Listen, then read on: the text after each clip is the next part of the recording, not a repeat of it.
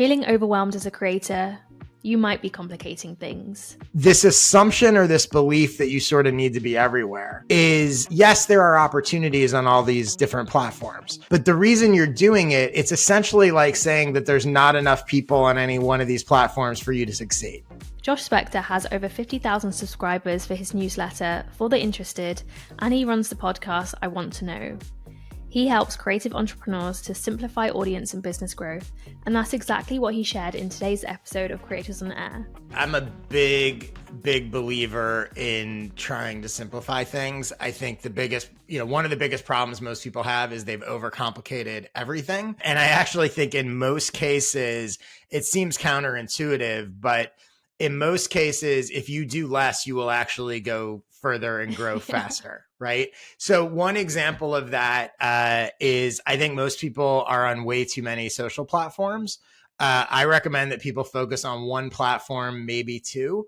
And the reason for that is when you're on all these platforms, the time you're dedicating to social media is being splintered across 4, 5, 6 platforms, whatever you're using. And if you take that same amount of time and focus it on one platform, you're actually going to grow much faster, right? Because the truth of the matter is, to grow on any social platform, it takes a lot of time and effort. It's not just about posting content. It's about engaging. And not just engaging with your replies, but going out and building relationships and all that kind of stuff. So it's funny because when I tell people this, the reaction I get almost all the time is relief, because everybody feels overwhelmed. They're like, the idea that they have permission to just focus on one thing, they love to hear that. And not only do they have that relief, but I think they also find when they do that, again, you will grow faster. And one of the things that I like to mention is this assumption or this belief that you sort of need to be everywhere is, yes, there are opportunities on all these different platforms, but the reason you're doing it, it's essentially like saying that there's not enough people on any one of these platforms for you to succeed. Right. So if you're just using Instagram and you go, oh, but I need to be on TikTok and I need to be on Twitter and I need to be whatever.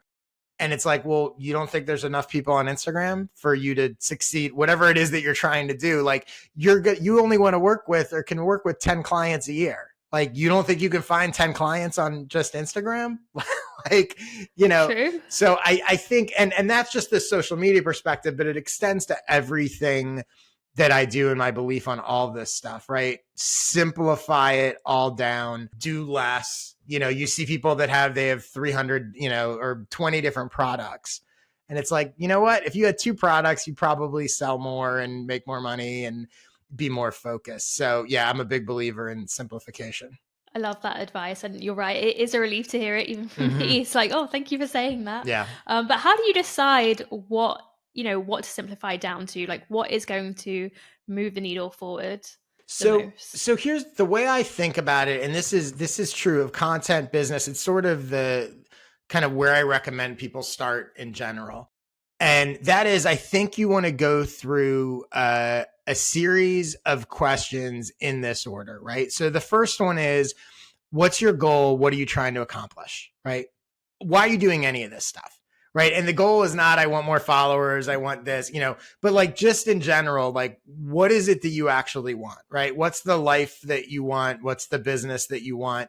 What are you trying to accomplish? Then the next question is, who do you need to reach to accomplish that? So this gets into sort of target audience. And, so for example, let's say that you want to build a business, or like for me, for example, like I want to build a business sharing what I've learned about audience and business growth, right? Well, who do I need to reach to do that? I need to reach people that want to grow their audience and business. Once you have that sort of goal, the audience becomes a little obvious. The first question is, what do you want to accomplish? The second question is, who do you need to reach to accomplish it? The third question is, what do those people value? And this is where a lot of people go wrong, because they start thinking about, well, here's what I want to teach and here's what I know. They're thinking about themselves. But the real key question is, the people that you need to reach to accomplish what you want, what do they value, right? What are they looking for? And then the fourth question is, how can you provide that value, the thing they're looking for, to them in free content, paid products, paid services, whatever. So everything, that whole approach is designed on providing people what they're looking for versus you saying, I want to create this thing and now let me go find people that want it, right?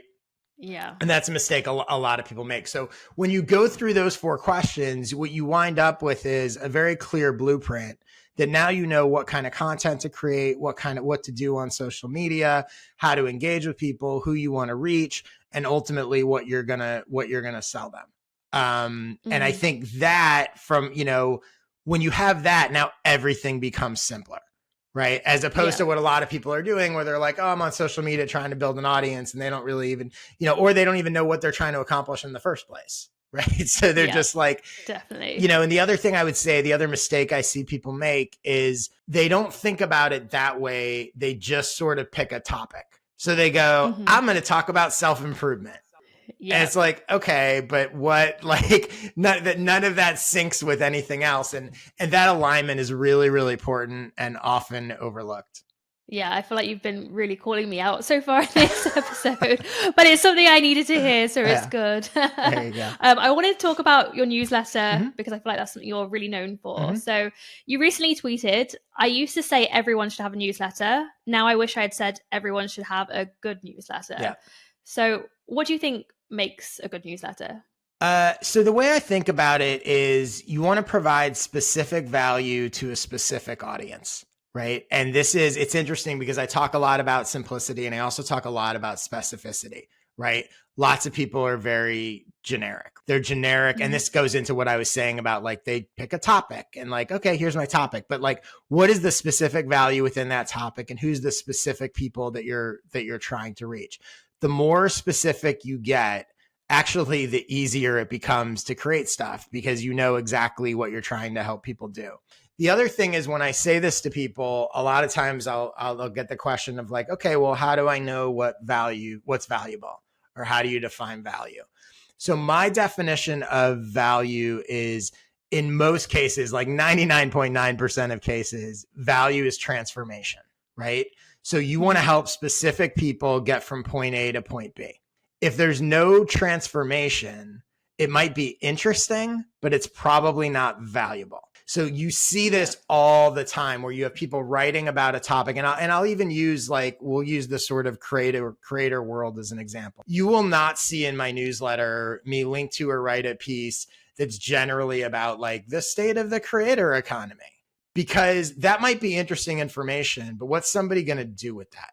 What you're going to see from me is here's how to improve your Twitter bio to get more followers. Here's how to create better YouTube thumbnails. Things that are actionable and that are transformative and not just information, but information that, when I look at everything in my newsletter and I go, if somebody reads this on an individual item level, not just the whole newsletter, if somebody reads this item, what can they do with it?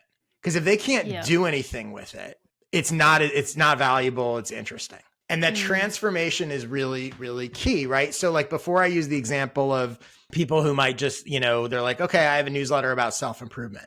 Well, the difference between I have a newsletter about self-improvement and I have a newsletter for female executives who want to become CEOs, transformation from executive to CEO. One of those, the specificity and the transformation makes it way more valuable. It also makes it way easier to curate and create content.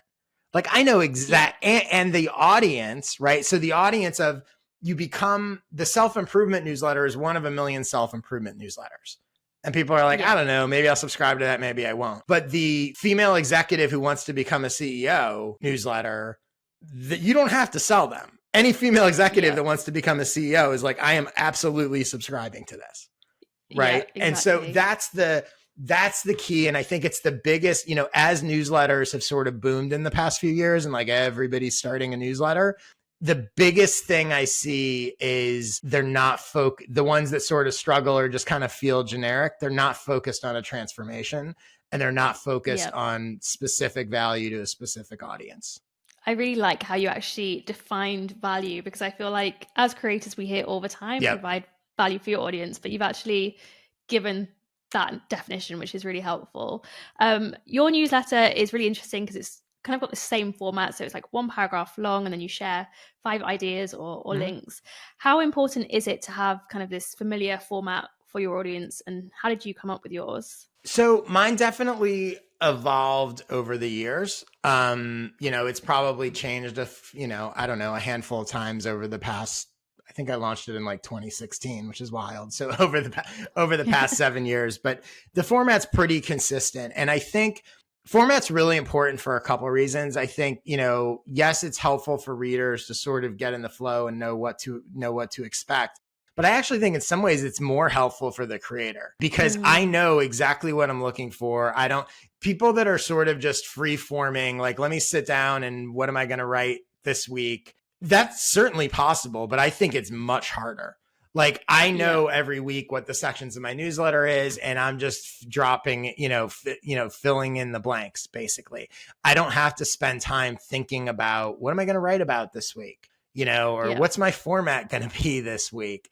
So I think yes, a consistent format is helpful for readers in terms of what they expect, but I really do think it's even more helpful for the creator. And it's interesting because sometimes people will ask me like, well, how have you managed to like be so consistent and publish it every week? And I do think that format is a part of it. It would be much harder to sit down every week and go, what am I going to write about? And so I think that definitely helps. And again, it also helps when you know exactly what you're trying to do. The more vague your topic is, the more room there is for you to sort of go like, well, I don't know, what do I do? Do I do this? Do I do that? There's another example I give, which isn't related to newsletters, but I think is relevant to like what we're talking about in terms of specificity and format. Like, if somebody gives you a blank piece of paper and says, draw something, it's actually kind of hard. Like, you have to spend some time going like, what am I going to draw?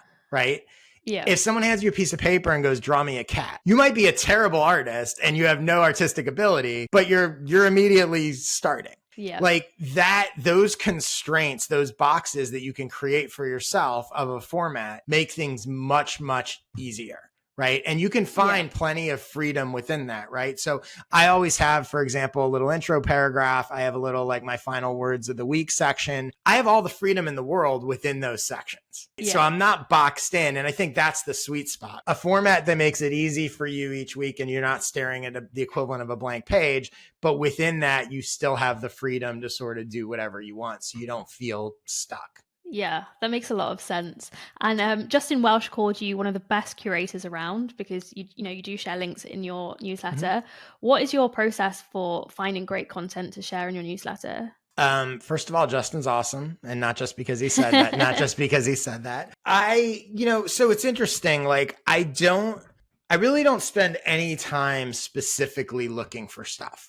But I think I don't have to do that because I've sort of curated my information flows. So I subscribe to a lot of newsletters. Those newsletters go straight. They're not sitting in my inbox, cluttering everything up. They go straight to a folder within my email. So I can dip into that folder and just go through all these awesome newsletters, most of which have already curated other stuff. So curating those inputs makes it much easier. The same thing with Twitter. I follow tons of great people on Twitter. So when I'm going through my feed, and by the way, I don't follow like nonsense on Twitter. So when I'm going through my feed, I'm not just seeing people rage about politics and whatever else they're doing. I'm seeing people talk about audience growth and business growth and the creator economy and the entrepreneurship and all this stuff. So over the course of the week, because I'm consuming a lot of this stuff, I listen to podcasts, all this stuff, but I've sort of finely tuned the inputs. Whenever I come across something that like, oh, that might be a good fit, I use an app called Workflowy, which is a really great app. It's very just simple, like bullet point list, whatever. I literally just copy and paste the link in there. So when I go to actually create my newsletter, all I have to do is go to that list of stuff that I've come across in the past week or two and pick what I want to share. So that's sort of part of how I find stuff. The other thing I think is doing this for a long time, having clear understanding of sort of my audience, the transformation I'm trying to help them make. I have a very finely tuned sense of what they're going to find valuable, right?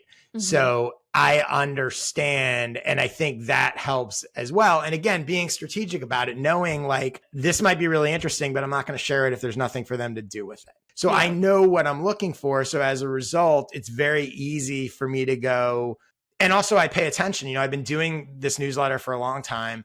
I know what kind of stuff people want to click and what what they're going to value, right? I know, like, for example, I know that basically everyone struggles with imposter syndrome.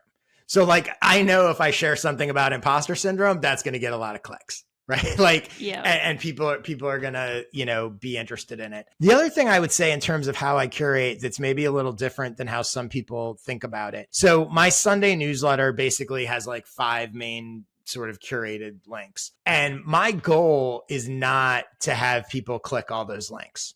My goal is to have every one of my subscribers find one thing, at least one thing in the newsletter that they absolutely love.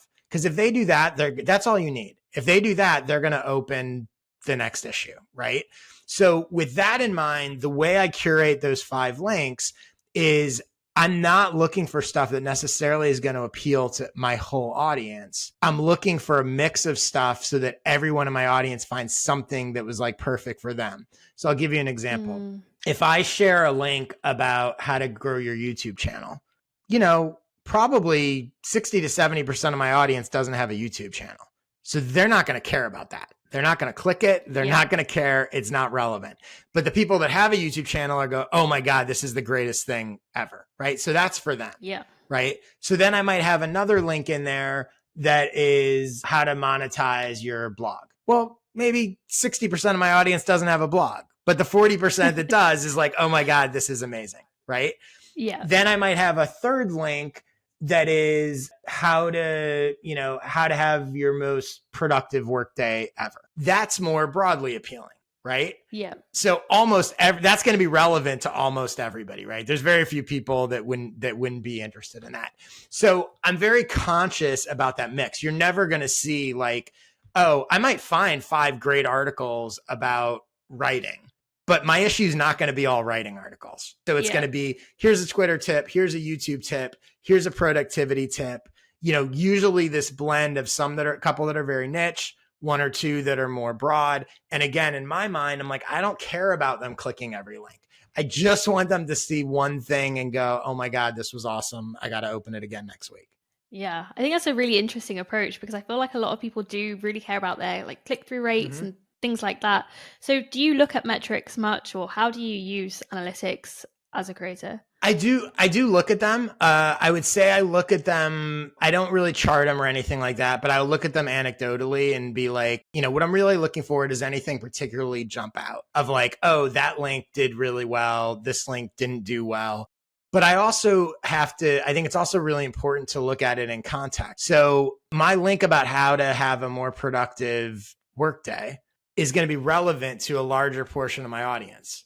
So more of them are probably going to click it than the one about the YouTube channel. That doesn't mean that it was better. And I think people misread the data all the time because, again, like if my goal is like, do people really love it?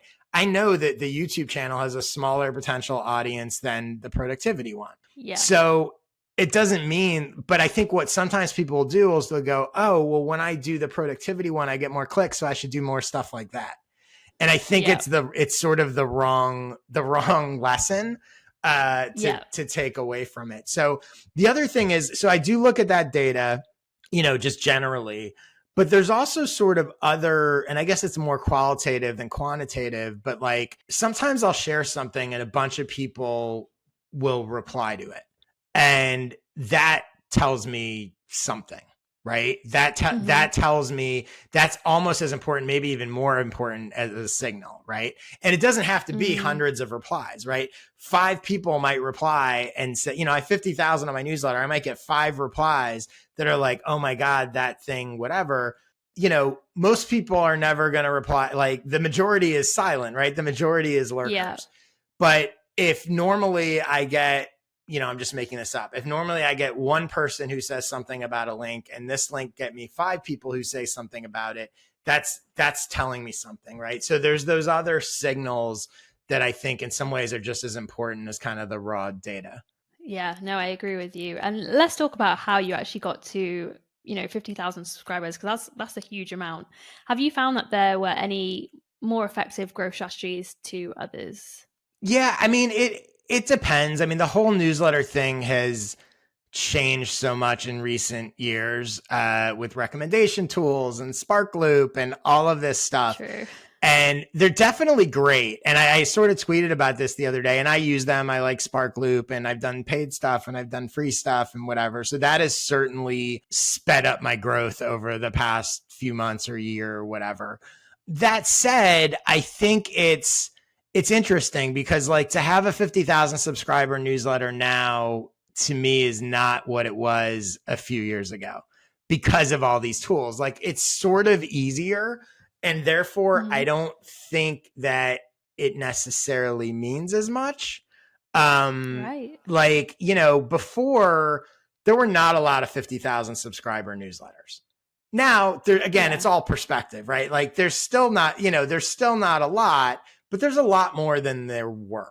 And to be honest, there's a lot that maybe aren't that good, but they spent a bunch of money and they did, you know, they did whatever. It didn't used to be like that, right? It used to be much harder, even if you were going to spend money to grow. So I've grown in a variety of different ways, right? You know, again, I've been doing this for 7 years.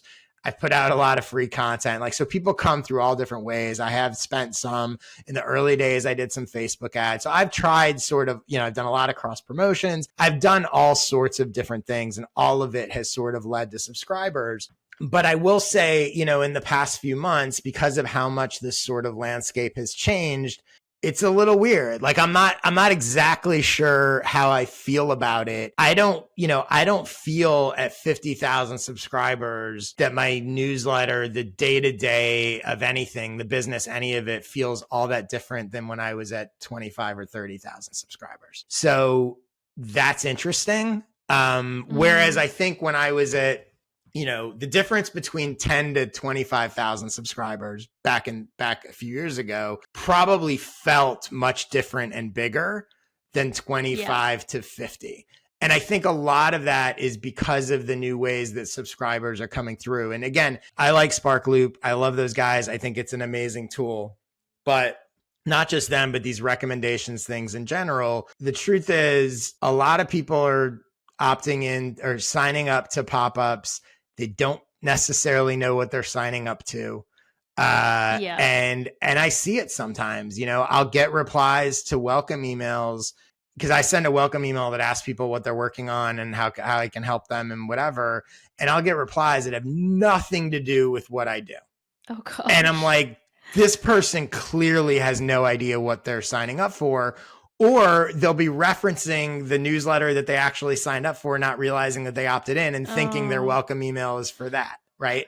Now, I'm not saying that's the majority. I've also gotten fantastic subscribers from Spark Loop and these tools. And I've gotten subscribers who've gone on to buy my skill sessions and hire me and whatever. So I'm not saying that the majority of it is bad, but it's definitely a piece of it. So it's really weird to see like a spike in subscribers one day. And then, like there might be a day where I've had days where I'll get like 800 subscribers and I'll get 3 replies to my welcome email.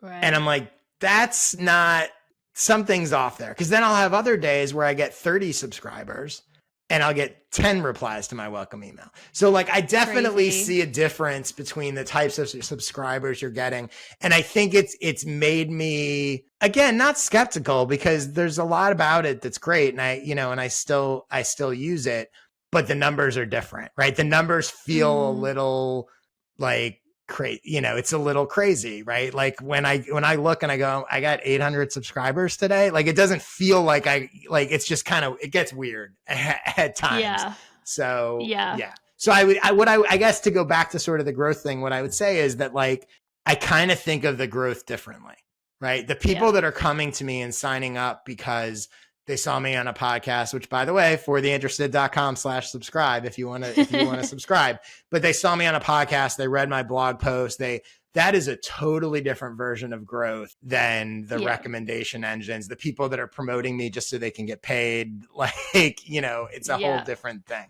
But with that in mind, then, how do you kind of protect your list so it's still quite engaged? So I do clean the list on occasion for people that are like just not opening whatever.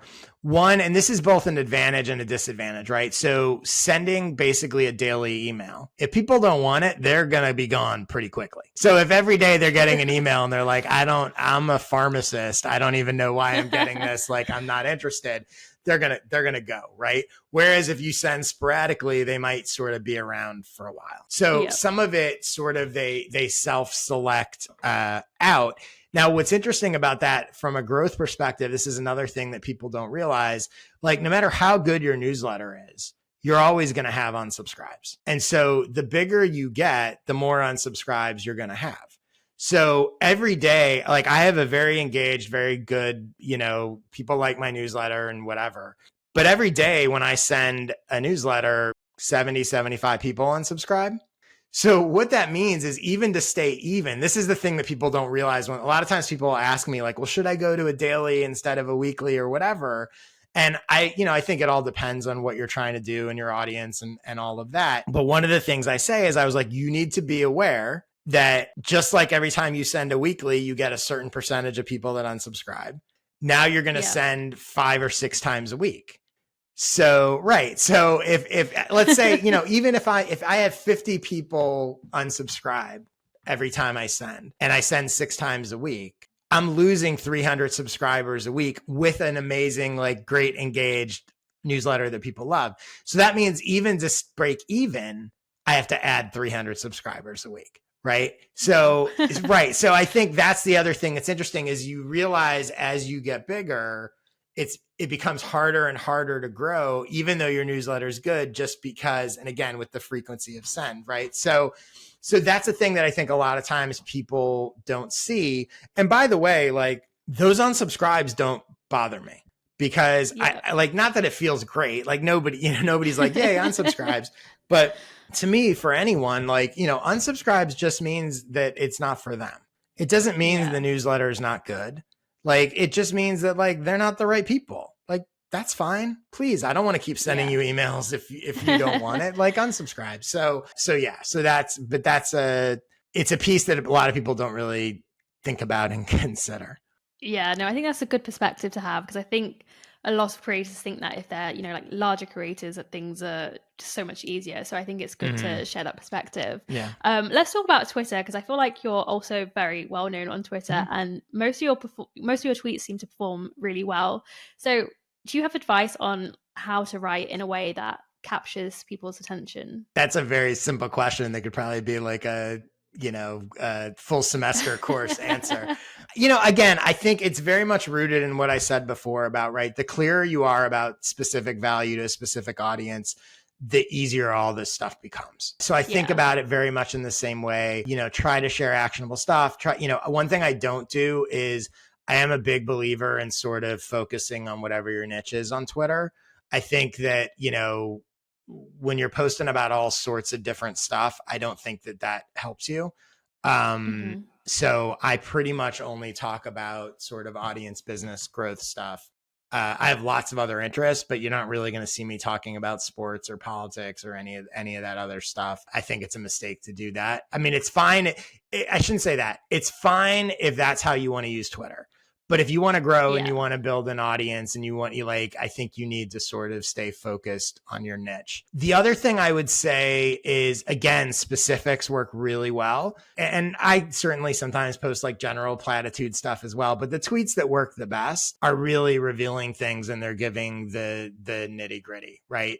The general, it's funny, like, I'll see people who are like here's an example, right? I'll go back to that self-improvement niche, right? So someone might post a tweet that's like, having a great attitude is the key to having a great day. Okay. Or if you want to succeed on social media, you need to get engagement. Really? Like, okay. Like much better off would be actually show people how to get engagement. right? Here are 3 types of tweets you can post that are going to get you more engagement. So showing people how to do things as opposed to just sort of telling them what's important or what's to do or what, like is always going to be way, way, way more effective. And then the other thing is, again, like I said before, like I'm always trying to simplify things. I'm always trying to be as concise as possible. And that plays really well on Twitter, obviously, as well. The big one is specifics, actionable stuff, teaching things you've actually done, as opposed to, and by the way, like the other thing too, is I think a lot of times people feel like, well, but I haven't accomplished that much. I don't have a big whatever. And it's like, but that's okay, because you've still done more than some people. And I also think really sometimes one of the things that's interesting is if you really narrow down your content, right? So instead of, there's a bunch of posts out there that are like how to get 1,000, how to get your first 1,000 newsletter subscribers. Well, maybe go write the thing about how I got one newsletter subscriber today. And literally tell the story about like I interacted with this person, whatever it is, right? But that narrowing down, right? How I made my first sale, how I made one sale versus how to, have your product go viral, right? If you wrote a tweet that was like how I got, 5 likes on a tweet when I usually only get 1, that's going to be interesting to people. Yeah. But again, the narrower you go and the more specific you go tends to be more interesting. Yeah. And I've also noticed that you share your newsletter on Twitter, but you share it in like such a effortless way, I want to say. So is there a way to promote things like newsletters or products on social media without it seeming like a plug? Yes. So I actually did a whole skill session about how to use social to grow your newsletter and how to use your newsletter to grow social, which is also interesting because most people don't do it they don't think about it that way. But so it's called the Newsletter Social Playbook. And if you go to joshspector.com/sessions, you can get it there. But one of the big things is, as far as newsletter promotion, promote the newsletter before it comes out as opposed to just after, which is what so many people do, right? They're like, I published my newsletter today and, here it is.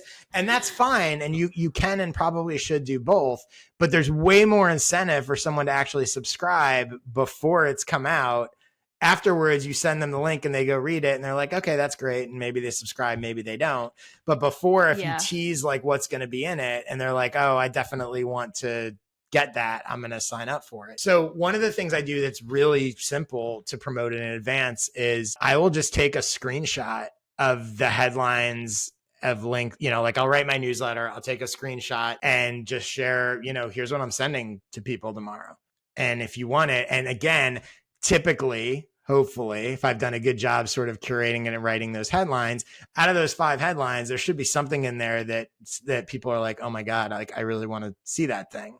And then they're more likely to sign up. There's a big difference. You can see why more people would sign up from that than the day after me just going, hey, here's the newsletter, go read it. Yeah, true. So that's definitely a part of it. And again, going back to the simplicity of it, like, I'm like, okay, I can just take a screenshot and show people this is what it's going to be.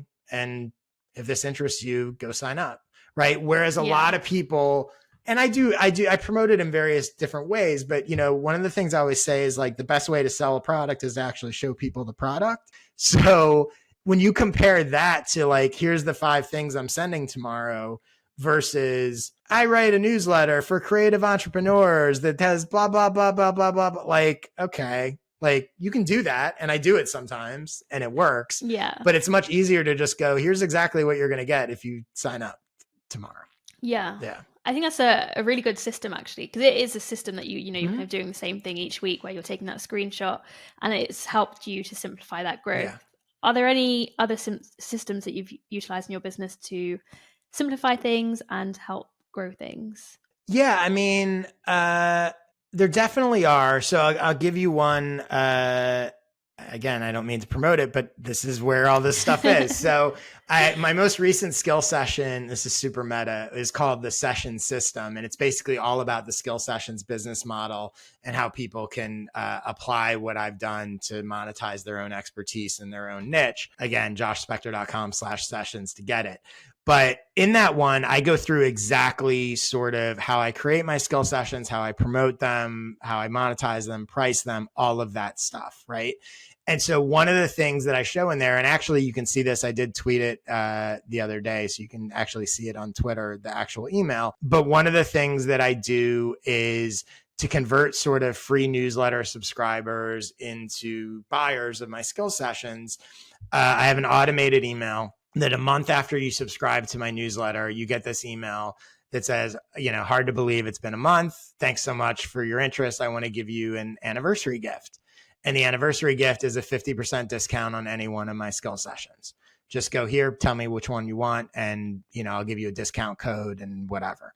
So what that does is it means that I am literally every day, whoever had subscribed 30 days ago, every day, some part of my list is getting promoted my skill sessions. They're getting promoted my skill sessions in an automated way without me doing anything. They're getting it as a reward and I really appreciate your interest, right? Like here's a gift for you, basically. They're also getting a reminder that the skill sessions exist, right? Without me having to constantly, and I do promote them all the time anyway, but that's an example of sort of a system that I built that ensures that, it started with me thinking, how can I be regularly, I want to make sure that people that are getting my free newsletter and love it know these things exist, right? Yeah. And so how can I do that? And that's a very simple way to do that. And by the way, I also talk about this in the session system presentation. When people buy an individual session, they get an email that says, a bonus, a surprise bonus, which is basically, if you like the session you just bought and you want to upgrade to a membership, I'll refund your original purchase, right? So that's another thing. It's an upgrade. It's basically an upgrade offer that's automated. But so you can see stringing some of these things together. So someone signs up to my free newsletter. And this is all automated. I'm not doing anything. So they sign up for my free newsletter. Actually, we'll go a step before that. They're following me on Twitter. They see that promo of, hey, tomorrow I'm going to send these things with the screenshot. So they sign up for the free newsletter. A month later, they get this anniversary gift offer. Hey, you want any one of these sessions for 50% off? They say, sure. I give them a discount code. They buy it, which, by the way, the sessions are only $50. So it's $25 with the discount. It's pretty good deal. So they buy it for $25. They get an email that says, hey, I got a surprise bonus for you. If you liked it and want to upgrade to the membership, I'll refund your money. And that happens. Not with everybody, but you can see how that takes someone who happened to see something on Twitter to newsletter subscriber, to session buyer, to session member subscriber. And almost all of that is automated. Right? Love that. So that's a perfect example of a system. And that's an example of one of the sort of, in that session system, skill session, I talk through all of that kind of stuff and how the pieces fit together. And that, that's a business model. The things that I just referenced there could be applied to any creator who's selling anything, really.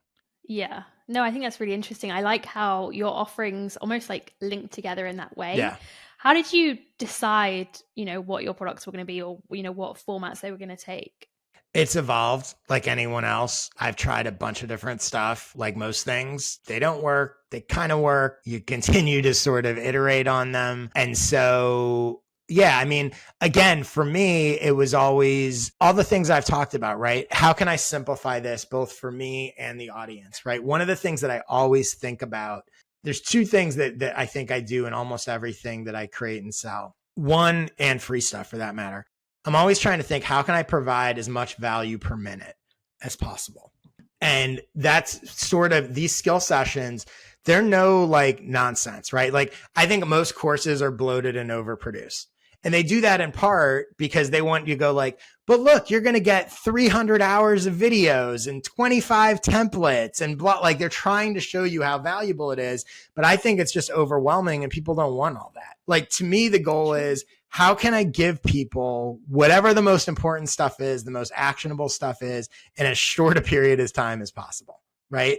My skill sessions are 1 hour videos, and it's usually about a 45-minute presentation and then Q&A. with members, and that's it. So that's their total commitment.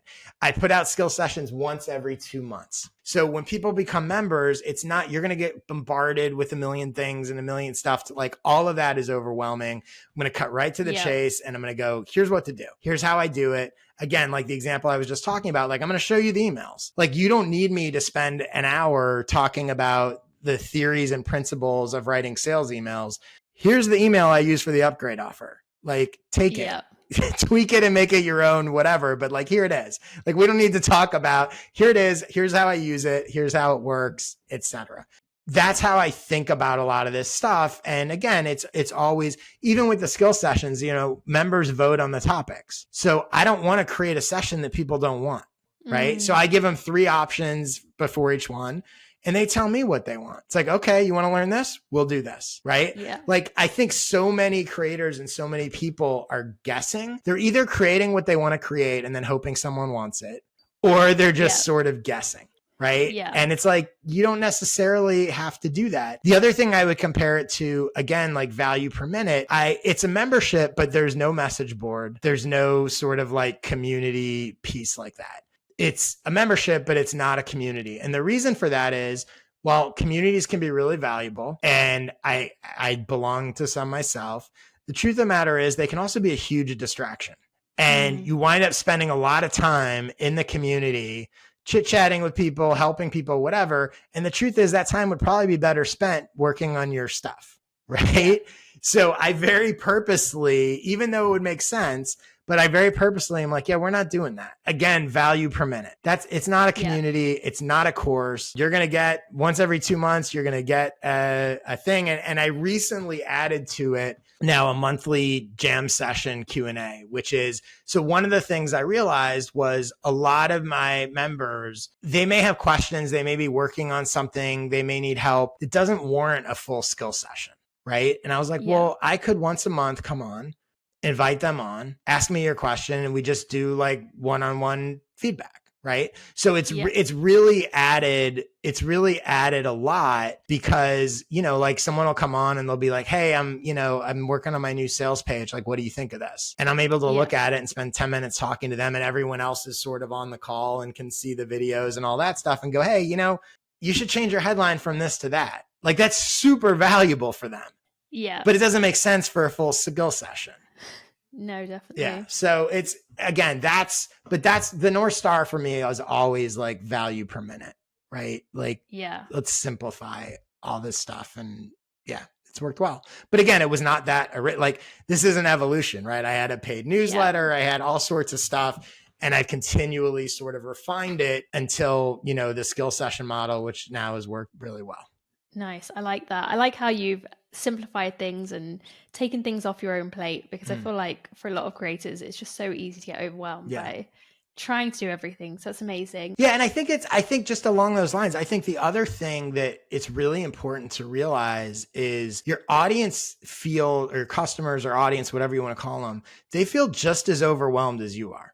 Right. True. So it's like they, you know, and I've bought courses and I'm like, oh my God, like, I don't have time to do this. Right. Or you'll like watch courses and you're like, I don't need 20 minutes of you telling me that Twitter is important or whatever it is. Like just get to the stuff. And I think sometimes the creators are hesitant to sort of shrink down their products, their services, whatever, because they feel like people are going to think it's not valuable. But when you realize that shrinking down is actually helping them too, like they want that. You know, I hear from people all the time, my podcast, you know, the idea of a 1-paragraph newsletter, people are like, what? Like, is that insane? People love it.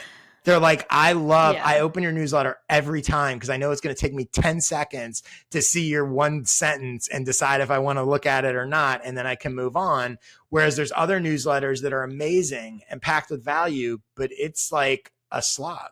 Like I have newsletters that are great. And I'm like, I just don't wind up opening them because I don't have 15 minutes to commit to it. True. So yeah. True. No, I like that a lot. I feel like that's a refreshing perspective as well. I'm going to end with a quick fire round. So I'm going to ask you 5 questions that I ask every creator that comes on air, starting with, what's your favorite thing about being a creator? I know this is quick fire. My favorite, my favorite thing about being a creator, I like the freedom to sort of do what I want and sort of iterate and innovate.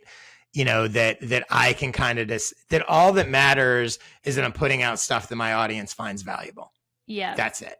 Right. And within that, anything goes. And I think that's really cool and fun.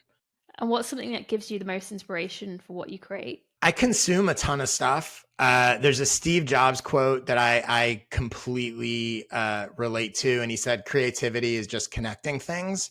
And I find that. But in order to do that, you have to have things to connect. So I'm always consuming stuff from and not just the typical creator stuff. Like, right now I'm reading 2 books. One is Steve Martin's autobiography, and the other is a book about like sales from like McKinsey consultants, right?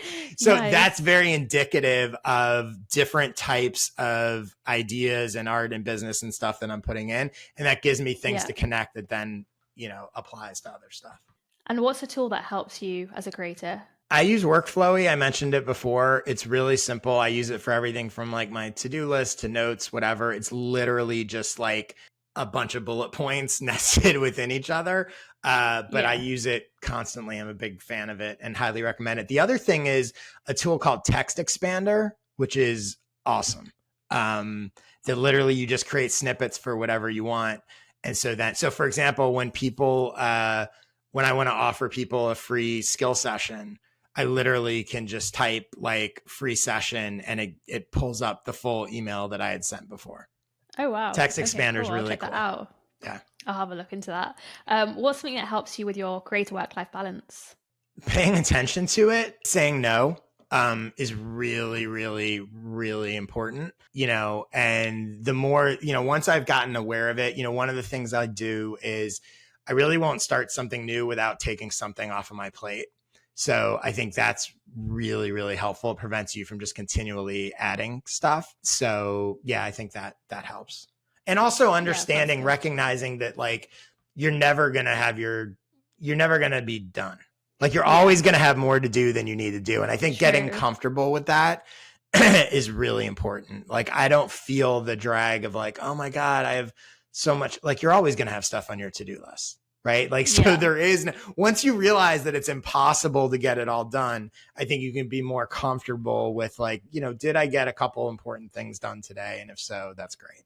Yeah, no, I like that. And what's one piece of overarching advice that you'd give to creators? The simple one is, you need to do things. I think not enough people actually do things. They talk about doing things. They think about doing things. They come up with excuses why they can't do things. And, the truth is like, there is no substitute for actually doing them. One of the things is I hate the word, like I'll see this sometimes in people's bios or whatever, the word aspiring. I'm an aspiring writer. I'm an aspiring entrepreneur. No, you're not. Like if you write, you're a writer. Like, I think it's so self-defeating. Like if you want to do something or you want to be something, like do it. Doesn't matter if it's successful or not, but like start doing it.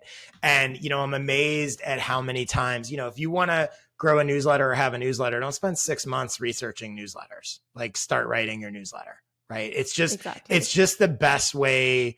You'll learn on the fly and you'll learn faster and you'll learn as you go. So I think it's one thing that I've noticed that, most the people that are successful as creators or entrepreneurs or any of this stuff, like they do things. Right. And if they fail, that's fine. And they try something else. But then there's other people that are just always sort of talking about it. They're always forever planning, or they're coming up with a million different reasons why I don't have the budget for it yet. I don't have the time for it yet. And I'm not saying some of that's not true, but just keep shrinking it till you have a version of it that you can do. Right. So that would be my biggest advice is like, you got to do things. No, that's great advice. Thank you so much, Josh. It's been such a great conversation. I feel like the creator journey can be so overwhelming and you've somehow managed to simplify it. So thank you so much for that. Yeah, thank you. I appreciate it. I'm trying to. It's, it's funny. Like I always say, it's not easy, but it's simple. Right. Yeah. And like, and I'm not, I'm not a smoker, so this is an oversimplification, and people who are probably are going to hate this, right? But like, it's not easy to stop smoking cigarettes, but it is simple. Stop buying them and stop smoking. Right. Like I'm always amazed that people are like, oh, I'm quitting smoking, but like, you're buying cigarettes every day. Like, you know, so again, and I don't mean to diminish it. Like, I know it's hard, and all this stuff is hard, right? This creator stuff is hard. But on some level, it's not magic. Like, you need to create something that people find valuable enough to pay you for whatever you're doing, right? Like, it's not, I think people tend to go like, oh, it's so complicated. It's not that complicated. It's just not easy. Yeah. And I think we make it harder for ourselves as well. And I think that's the problem. So I think we need that reality check. Yeah. So cool. Thank you so much. Yeah, thank you. And if you are a creator and one of your revenue streams is sponsorships, check out Passionfroot. We help you to streamline your entire workflow. I'll see you in the next one.